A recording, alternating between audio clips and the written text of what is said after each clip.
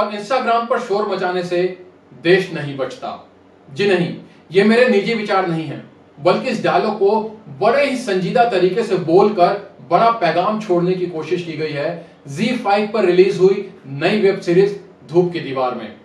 धूप अगर दीवारों से रुकती तो ना आपके घर उजाला होता और ना मेरे, क्योंकि दीवार बनाकर आप अगर मेरे घर की धूप रोकते तो शायद उससे ऊंची और बड़ी दीवार बनाकर मैं आपके घर की रोशनी रोकता। जी हाँ, ये डायलॉग वेब सीरीज से नहीं है, ये मैंने खुद लिखे हैं। जी हाँ, उमेरा अहमद द्वारा लिखित और हसीब हसन द्वारा निर्देशित ये सीरीज दो प्रेमियों द्वारा युद्ध की नफरत को दूर करने के पैगाम को सामने रखती है।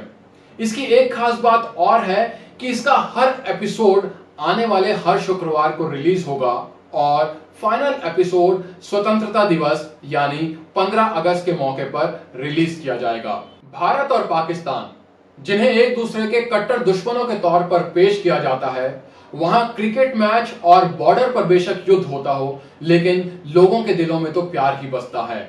इस संदेश के साथ रिलीज की गई धूप की दीवार से बॉर्डर के आर पार धर्म और सामाजिक बंधनों को तोड़कर प्यार को बढ़ाने का संदेश दिया गया है।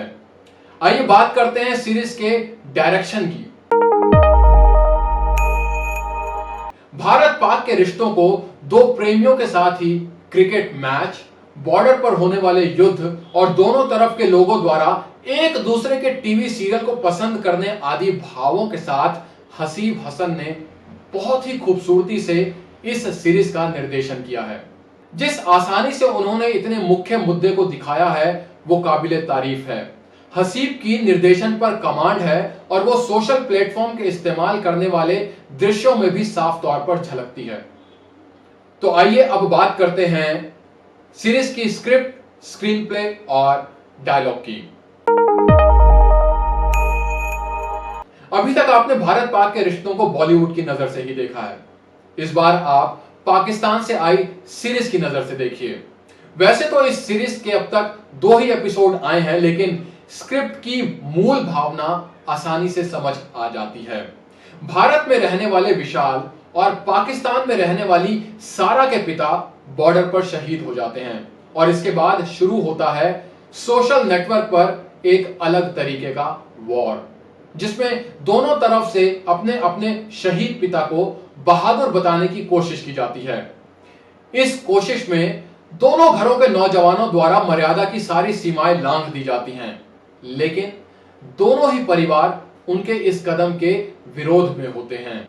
युद्ध का व्यक्तिगत जीवन पर क्या असर पड़ता है, इस मूल उद्देश्य के साथ इस सीरीज का लेखन किया है उमेरा अहमद ने।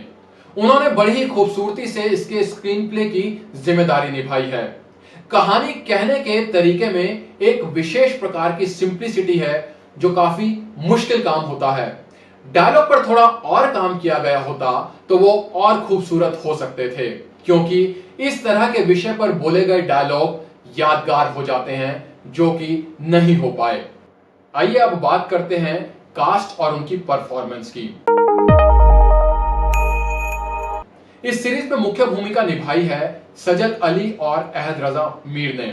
दोनों पिछले वर्ष ही शादी के बंधन में बंधे हैं और उनकी केमिस्ट्री जचती है। बॉलीवुड फिल्म मॉम में श्रीदेवी की बेटी का किरदार निभाने वाली सजल अली और कनाडा में थिएटर से एक्टिंग की शुरुआत करने वाले एक्टर और सिंगर अहद रजा मीर, इनके पिता भी कई मशहूर फिल्मों में एक्टिंग कर चुके हैं।